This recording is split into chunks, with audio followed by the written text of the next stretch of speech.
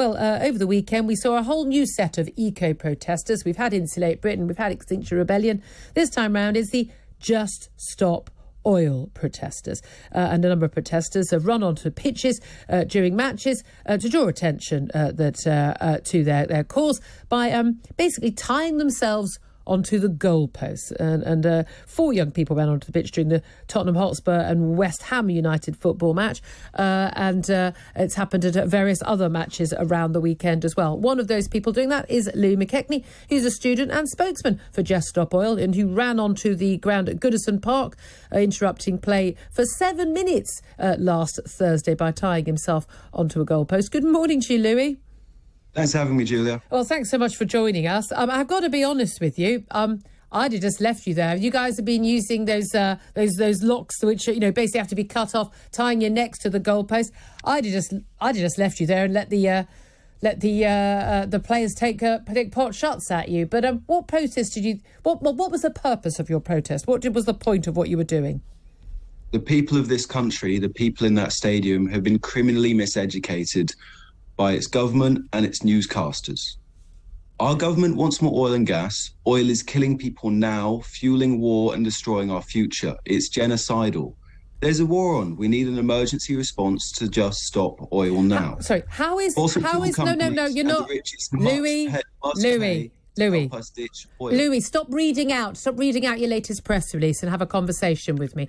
Louis, how is oil and gas killing people right now? The IPCC and the UN both say it has to be stopped now. The scientists I didn't ask you that. I asked, how is oil and gas killing people now? How is it killing us? It's causing heat waves. It's causing floods. 1 in 4 football stadiums will be underwater by 2050. Except they won't. Are you a climate denier, Julia? Now, you see, climate denial comes from people being Holocaust deniers. It's a ridiculous way of having a conversation. So if you want to have a sensible conversation, I can do that. I don't deny climate because climate is there. So that would be a silly thing to deny. What I do is question some of the ridiculous, outrageous, silly claims of some people who claim we're in a climate crisis or emergency, none of which have actually been borne out by any of the actual facts we've got. So I'm asked you again, how is oil and gas killing people? So you're a denier of science then, Julia? You don't listen to the scientists? No, I do listen to the science. I don't know. It's not possible to deny science. Julia, you have a 16-year-old daughter. I don't have. What are you I have doing a 15-year-old to protect our future daughter from this crisis? Well, what I would like to do to protect her from this crisis would be for us to frack for shale gas and to build nuclear power stations. Fracking will kill us even faster. How will fracking kill us even faster? It will destroy our lands, destroy our crops, destroy our crops. How will it destroy our crops? Julia, you're literally letting oil into the soil. I understand you're not a scientist, you don't come from a scientific background, but when the scientists say you need to just stop oil, you don't say no, that would be inconvenient. When you listen, wait a minute, Louis, suicidal. The scientist, Cap T and Cap S. We heard a lot about the science during the COVID pandemic. The reality is there are a number of different opposing views on this. I'm not interested in who says something. I'm interested in the data, the back, and what they've actually got. All of these things are based on climate models. Now, climate models have probably as much sense to them as we've seen with COVID models, which have proven to be utterly... Get a grip, Julia. We're in the worst cost of living crisis ever. Yeah, that's because we don't have a proper energy policy. Fuels. No, on the contrary, we're in a cost of living crisis because we haven't had reliable, secure and affordable fossil fuels. And if we did, then we wouldn't be where we are right now. Fossil fuels can't be those things. What? Renewables are cheaper, more efficient, easier to produce and faster to create facilities. Louis, they're not cheaper, they're subsidised at the moment. They're not reliable. You saw what happened in September. Fossil fuels are subsidised by 25 million a day. By the government. You should know that if you've done your homework. I do plenty of my homework.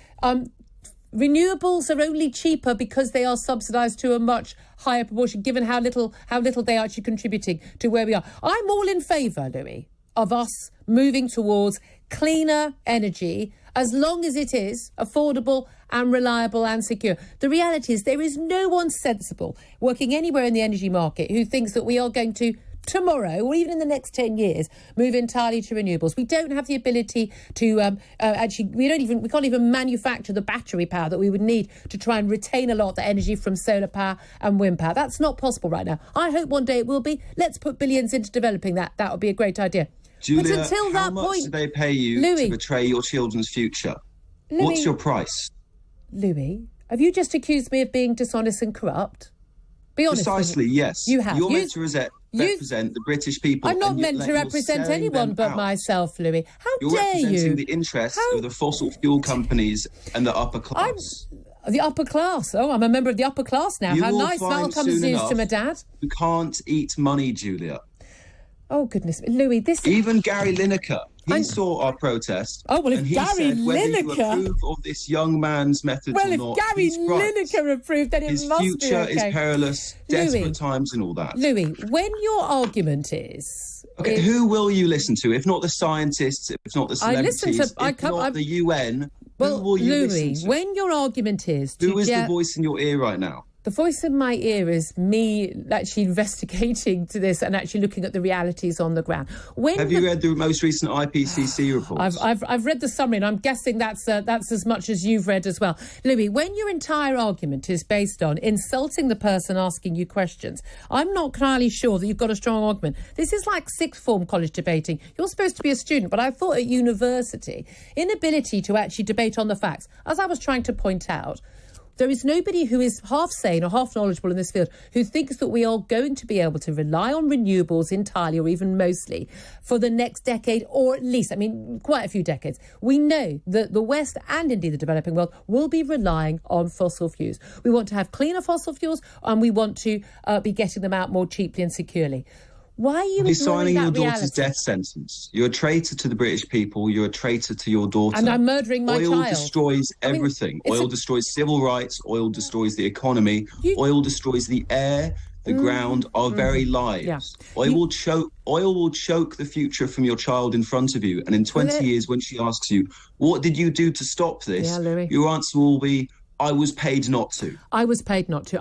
No one has ever told me what views to have. I think you can safely say, actually, my bosses would often prefer some of the views I have not to be given. I'm very happy to give opinions that are massively unpopular, even with my listeners, because they always know I tell them what I actually think. I find your attitude and what you've claimed and to be incredibly insulting and frankly demeaning, because I say, if you can't, I'm not arguing that you're being paid by someone to say this. I'm not arguing that you don't. Because I'm not being paid, but you are. What's but the reality is you are getting paid. What is your price, you'll Julia? be getting paid in my price is that my price for being on this show, my price is that I'm allowed to say what I think. That's my price on this show. Does that bother you? Are people allowed? Is it possible that someone could have a different opinion from you and not be corrupt and evil? Is that possible? Or does everyone have to agree with you, Louis? But when your opinion I'm entitled to my opinion, but you'll abuse me and say I'm corrupt. In the planet, it's suicidal.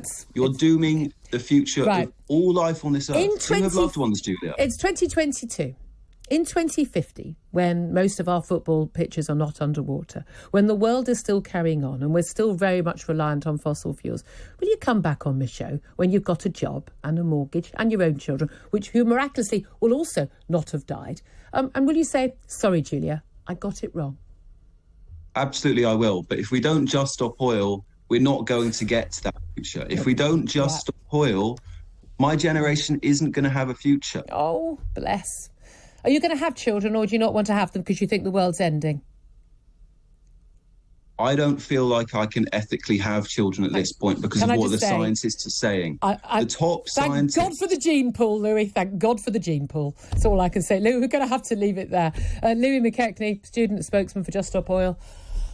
Guys, this country is doomed, and it ain't because of oil. 9:34 is the time. Let's get the latest headlines right now here on Talk Radio.